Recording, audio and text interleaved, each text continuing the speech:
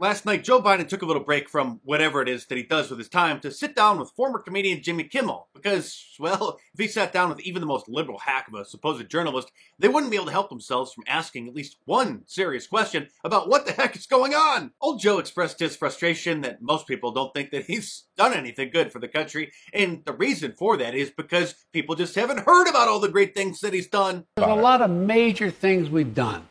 But what we haven't done is we haven't been able to communicate it in a way that is, let me say another way. Well, see, that's kind of perfect. Yeah, we haven't been able to communicate it. But look how the press has changed. Mm-hmm. Yeah, look how the press has changed. They went from imagining problems and concocting countless conspiracy theories that they blamed on President Trump every single day to doing their best to ignore the actual problems that you're causing the country, and instead have been airing January 6th insurrection reruns on TV every single night for the last year and a half. But despite manning a sinking ship that is the United States of America that he rammed into an iceberg, he's very optimistic. It's like we're living in two countries at once. Yeah, and it's so, like you can be. But I've never been more optimistic in my life, so tell you why. Why are you so optimistic? No, it makes no sense. No, it does.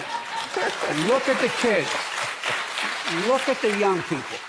Best educated, least prejudiced. This generation is going to change everything. We just got to make sure we don't give up. The only thing that they're changing is their gender. After these Generation Z kids are even more messed up than the millennials by an order of magnitude. I do hold out hope that Generation Z ultimately rebels against the political correctness, the anti-whiteism, and the sexual degeneracy that's been pushed on them. But at this point, the only thing that might save them from being brainwashed by TikTok videos is if a solar flare knocks out the power to the entire planet. Old Joe also mentioned his favorite thing about television these days. Turn on the TV, look at the ads. When's the last time you saw biracial couples on TV? When's the last time you saw the way, people are selling products, they do ads to sell products. And they sell products when they appeal to people. What you talking about, mister?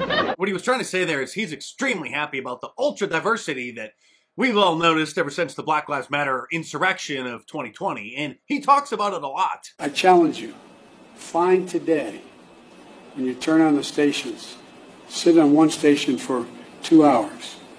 And I don't know how many commercials you'll see. Lay 8 to 5. 2 to 3 out of 5 have mixed race couples in them. That's not by accident. They're selling soap, man. Not a joke. A miracle happened during his appearance, however. Jimmy Kimmel actually made a joke that was funny. I'm going to take a break, and then we'll talk a little bit more, if you don't blame mind. you. I'm sorry. We have some of those commercials. We have some biracial commercials we need to show. We'll be back with President Biden. Hey, he said it, not me, but everyone has noticed the demographic changes in television commercials over the last few years. And it is amazing because black people make up 13% of the U.S. population, but account for 97% of the people in the commercials these days. Overall, the interview wasn't fun or funny. It was just sad. Joe Biden is aging like milk.